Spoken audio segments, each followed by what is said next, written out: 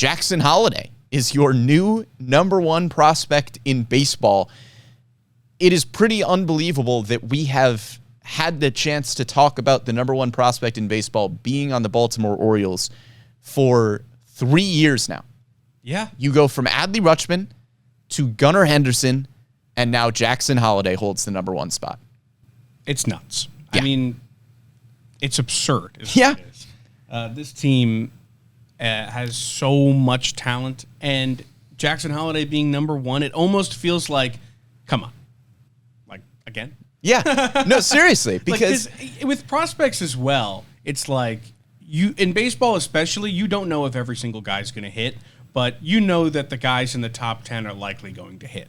yeah. So for the Orioles to have that many guys in the top 10 in consecutive years alone is crazy. To have that many guys at number one it's just ridiculous. Yeah. It's absolutely ridiculous. I can't really think of former number one prospects off the top of my head that have not succeeded at the big Brett league level. Lawrie.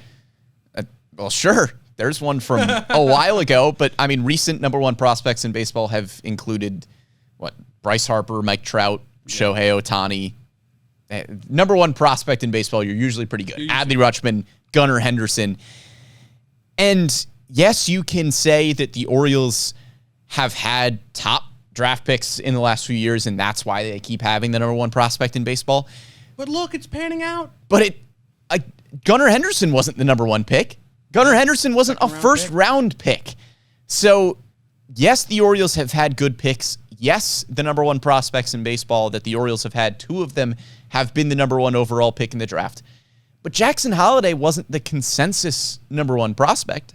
A lot of people thought Drew Jones could be the number one pick in that draft. That's the other thing. There's so much talent in this echelon of players. Yeah. In this class or whatever you want to call it. Like, there is so much talent. It's not like, all right, like he gets number one, but like the rest are really not all. Yeah, number two is Ellie De La Cruz. Incredible. Everybody else is unreal. That's the other thing. Yeah. I was thinking when I was looking at that list, is like, you're watching what Ellie De La Cruz is doing right now. It's like, they're saying Jackson's better? Yeah. Like, that's crazy. Yeah, I had a buddy of mine text me and say, how is Jackson Holliday ranked above Ellie De La Cruz in the top 100 prospect rankings? And I think De La Cruz probably has, I mean, he has an argument. He is mashing at the big league level right now. But I think really the separator there, at least for me, when you're looking at their numbers, Ellie De La Cruz strikes out a lot, which is fine when you're hitting like 330 and hitting for the cycle with a ton of home runs at the big league level. Jackson Holliday is 19 at high A Aberdeen with a 450 on base percentage and almost as many walks as strikeouts. So if you're going to say that there's any separator between Jackson Holliday and Ellie De La Cruz, obviously De La Cruz is at the big league level. He is succeeding there right now. But Jackson Holliday is a legitimate five-tool player who doesn't strike out.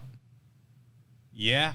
I mean, I have nothing to combat. Yes. Like, I can't play devil's advocate. He's fantastic. Yeah. And if you're going to knock Ellie De La Cruz, which is hard to do, he does strike out a good bit at the big league level. He's still excellent, but Jackson Holliday is the number one prospect in baseball, beating out guys like De La Cruz, Jackson Churio, Marcelo Mayer, James Wood. Beating out guys who have, in their first 20 games in De La Cruz, have come up and been some of the biggest stars in baseball already. Yeah, hit for the cycle in his first few games. Talk about building hype. Like, come on. They're saying this guy's better. It's pretty good. And not only is Jackson Holliday the number one prospect in baseball, but you have had recently guys graduate like Adley Rutschman, Grayson Rodriguez, and it doesn't really matter. The Orioles just keep pumping out top prospects in the game. Colton Cowser is all the way up to the number 14 prospect in baseball. He has got a 450 on base percentage in Norfolk, OPS over 975. Jordan Westberg is up to number 33. He will graduate after, a certain number of games.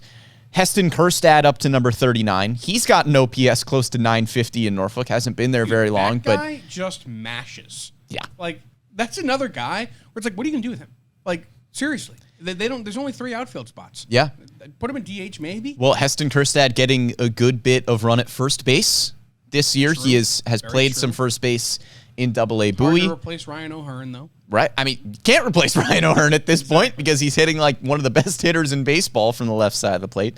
But Heston Kjerstad up to number 39 in baseball, which is, again, just incredible from him. Joey Ortiz up to number 66, and he can't even find a solid everyday spot at the big league level. Just tells you how talented this big league roster is right now. Connor Norby up to number 70, having a solid year at AAA Norfolk. The power number is a little bit down. But again, still the 70th ranked prospect in baseball. And then Kobe Mayo at number 79. We haven't talked about Kobe Mayo enough, I don't think. He is mashing in Double-A Bowie, and he's just not able to progress as quickly as some of the other guys who are up at AAA Norfolk because he was a high school hitter. He's way younger than everybody else, but he's way younger than everybody else at Double-A Bowie and is mashing.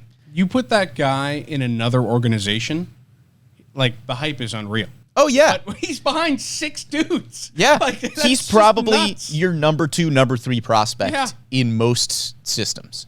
Crazy. And for the Orioles, he's, kind of further down on the top 100 list. Yeah. I mean, that's a testament to how good this organization is at building a farm system. When you have a guy like that who, and, there's a couple guys on this list who just don't get, like, Ortiz and Norby the same way. You put those guys in other organizations, and their fans are just clamoring over them. Oh, yeah. Absolutely.